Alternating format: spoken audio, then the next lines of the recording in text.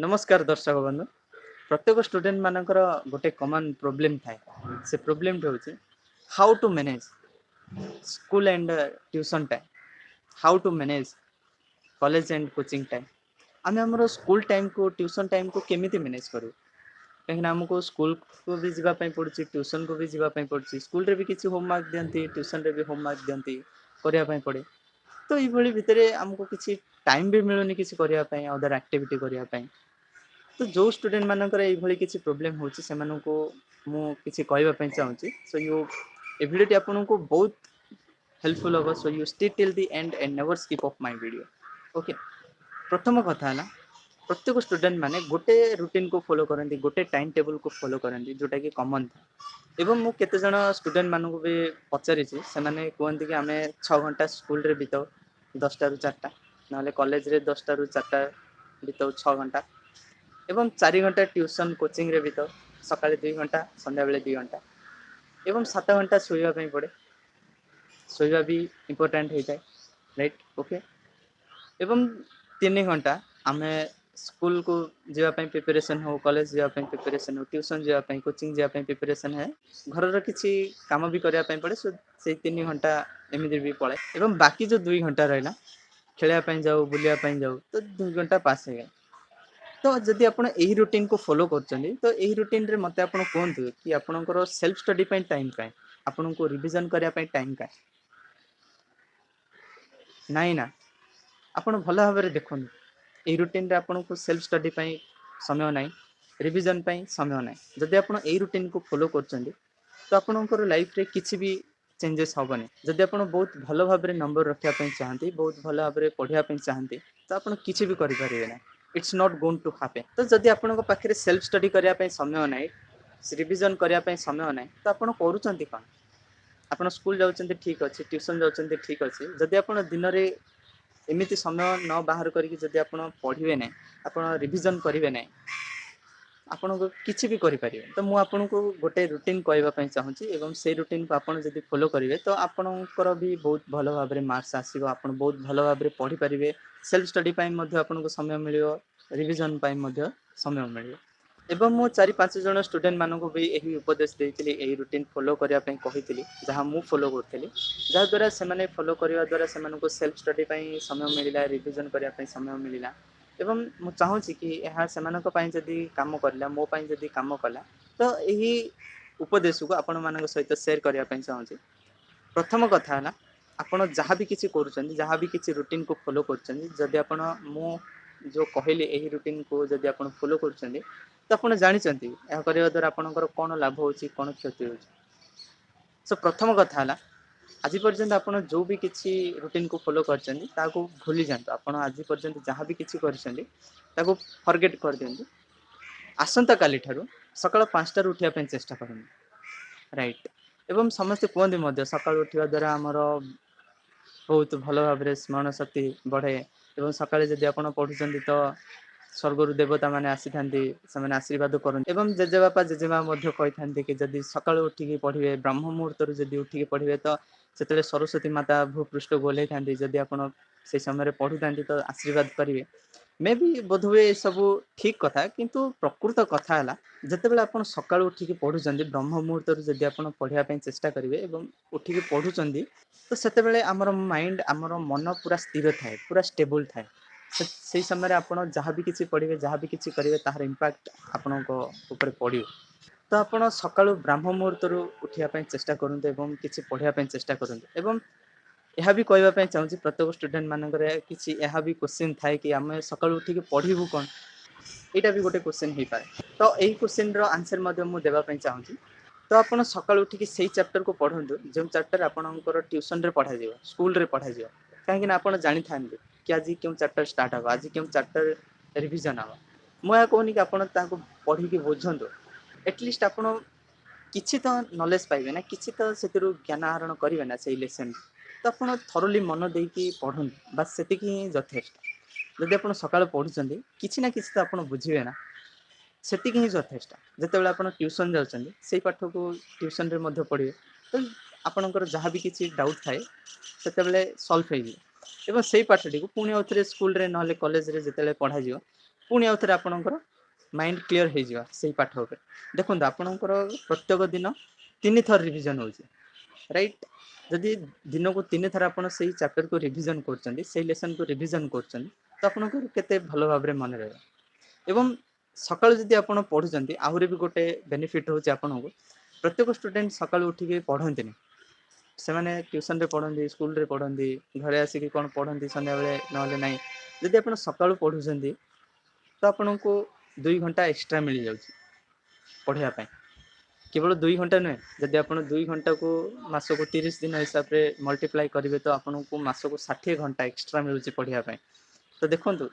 छोट छोट स्टेप जदि ने तार परिणाम केते बड़ हो राइट तो आप जी संभव सकाल उठिक पढ़ाई चेष्टा करूँ मुझे कहूनी कि आपको 3टार उठापी पड़ो 4टार उठापी पड़ो मिनिमम आप सकाल 5टार तो उठिक पढ़ी पारे ना चेष्टा करूँ अलार्म दिंतु ना पेरेन्ट्स मानक कहतु मत सका उठे दियो यह आपन को बारंबार प्रैक्टिस करने पड़ो यह ना कि मुझे जदि कहीदेली आपको काली सका 5टार उठापी पड़ो पढ़ाई पड़ो तो आप मोटिवेट हो 2-3 दिन करेंगे आउ पढ़े आपको पढ़ाई इच्छा लगे राइट तो आप बारंबार प्रैक्टिस करूँ आपको चैलेंज भाविक 7-8 दिन 10 दिन मिनिमम आप 21 दिन चैलेंज दिखाते जदि आप बारंबार प्रैक्टिस करते तो यह आपंकर प्रैक्टिस टी हैबिट रे कन्वर्ट होदी आप तो आपको बहुत बेनिफिट हो एवं द्वितीय कथाटी है आम बहुत समय नोट मेकिंग रे समय बितेई दे आम स्कूल रू जहाँ किसी होमवर्क थाए आम घर को लेकिन पलि आसू एवं ट्यूशन रे भी जहाँ किसी होमवर्क थाए आम घर को लेकिन पलि आसू और लिखू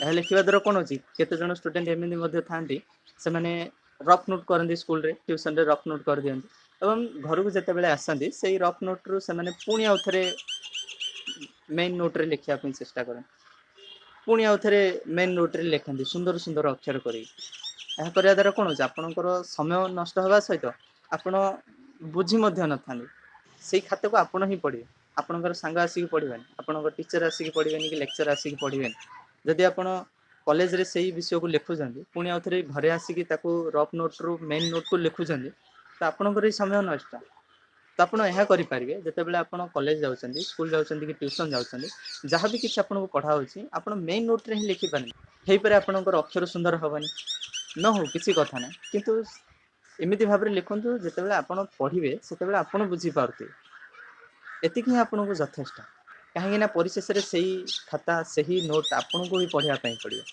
तो सही समय को कहीं नष्ट करेंगे राइट जिते आप स्कूल जाऊँच ट्यूशन जाऊँच से कम को जिते जहाँ किसी पढ़ा जाऊँच जो समय जहाँ किसी पढ़ा जाऊँच मेन नोट रे ही लिखापी चेष्टा करें कहीं मुझे बहुत स्टूडेंट मानक देखी जो मैंने रफ नोट रे लिखते घर को आसला मेन नोट रे लिखापी चेष्टा करें यह करने द्वारा आपंकर समय नष्ट हो से जो समय को आप यूटिलाइज करें जदि आप मेन रोड रे ही लिखती राइट से समय आप निजर सेल्फ स्टडी करें रिविजन करें एवं ता सहित आमको स्कूल कॉलेज ट्यूशन डिफरेंस बुझापी पड़ो यह नहीं कि मुझे जन स्टूडेंट मानक देखी से स्कूल जाती सांगसाथी मान सहित मिशंती कौन पढ़ा जाए लिखती बस आसी जाती एवं ट्यूशन जाती सांग मान सहित मिशंती पुणी घर को पलि आसती कौन पढ़ती कौन बुझती कौन लिखती आई डोंट नो एवं से कहवाई चाहूँगी यही कम करने आपणकर पेरेन्ट्स मैंने आपणकर बापा माँ मैंने पे करती कि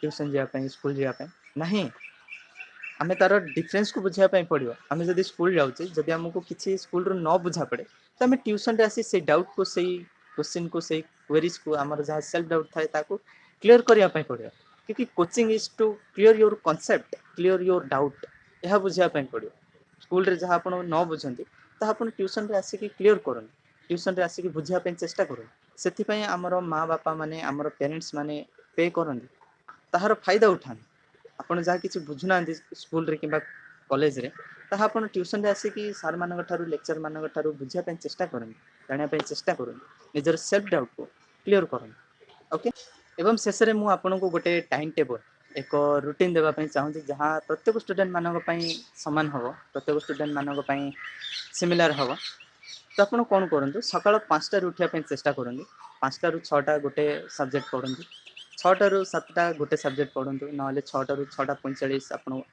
सब्जेक्ट पढ़ी पारे और 6:45 रू 7टा भितर आप ट्यूशन प्रिपरेशन हूँ ଏବଂ ଟ୍ୟୁସନରେ ଯାହା ପଢ଼ାଯିବ 7ଟାରୁ 9ଟା ଭିତରେ ଏବଂ ଟ୍ୟୁସନରେ ଯାହା ବି କିଛି ଆପଣଙ୍କୁ ଦିଆଯିବ ହୋମୱାର୍କ କରିବା ପାଇଁ ଆପଣ 9ଟାରୁ 9ଟା ଅଧେ ବସିକି ସେଇ ଟ୍ୟୁସନରେ ହିଁ କମ୍ପ୍ଲିଟ୍ କରିଦିଅନ୍ତୁ।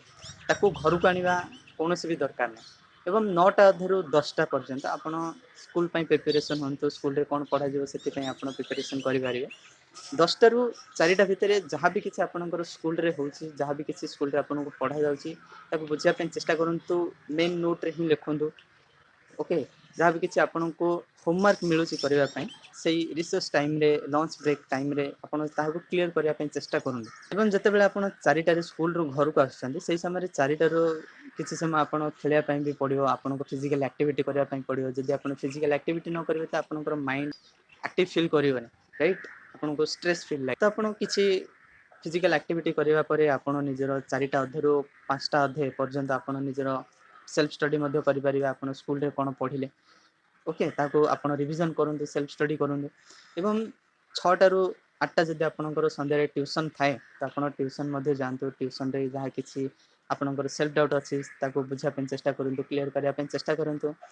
ଏବଂ ଯେତେବେଳେ ଆପଣ ଟ୍ୟୁସନ୍ରୁ ଆସୁଛନ୍ତି 8ଟା ବେଳେ ତ ଆପଣ 8ଟାରୁ 9ଟା ପର୍ଯ୍ୟନ୍ତ ଆପଣ ଦିନରେ ଯାହା ବି କିଛି କରିଛନ୍ତି, ଯାହା ବି କିଛି ପଢ଼ିଛନ୍ତି, ଯାହା ବି କିଛି ଆପଣଙ୍କୁ ପଢ଼ାଯାଇଛି, ଯାହା ବି କିଛି କରିବା ପାଇଁ କୁହାଯାଇଛି ସେଇ ସବୁ ଆକ୍ଟିଭିଟିକୁ ଆପଣ 8ଟାରୁ 9ଟା ଭିତରେ କମ୍ପ୍ଲିଟ୍ କରନ୍ତୁ।